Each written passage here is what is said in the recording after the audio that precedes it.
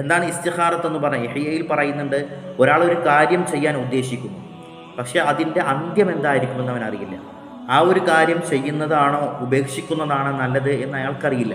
അങ്ങനത്തെ ആളോട് ഹബീബായ റസൂലുള്ളാഹി സ്വല്ലല്ലാഹു അലൈഹി വസല്ലമ തങ്ങൾ പറഞ്ഞിട്ടുള്ളത് 2 റക്അത്ത് നിസ്കരിക്കാൻ വേണ്ടി. അപ്പോൾ ഇത്തരത്തിലുള്ള പ്രധാനപ്പെട്ട തീരുമാനങ്ങൾ എടുക്കാൻ വേണ്ടി നമ്മൾ പോകുന്ന സമയത്ത് ഇസ്തിഖാറത്തിൻ്റെ 2 റക്അത്ത് സുന്നത്ത് നിസ്കരിച്ച് നമ്മൾ പുറപ്പെടുക എന്നുള്ളത് വളരെ ഗുണം ചെയ്യും.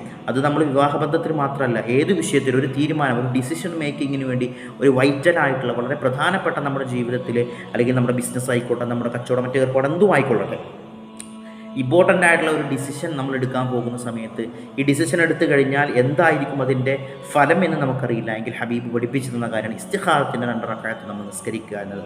അപ്പോൾ പെണ്ണ് കാണാനൊക്കെ പോകുന്ന, വിവാഹാലോചനയുമായി ബന്ധപ്പെട്ട് നിശ്ചയത്തിനൊക്കെ പോകുന്ന ആളുകൾ ശ്രദ്ധിക്കുക. 2 റക്അത്ത് മണവാളൻ അതുപോലെ പെൺകുട്ടിയുടെ വലിയനൊക്കെ 2 റക്അത്ത് സുന്നത്ത് നിസ്കരിച്ചുകൊണ്ട് അല്ലാഹു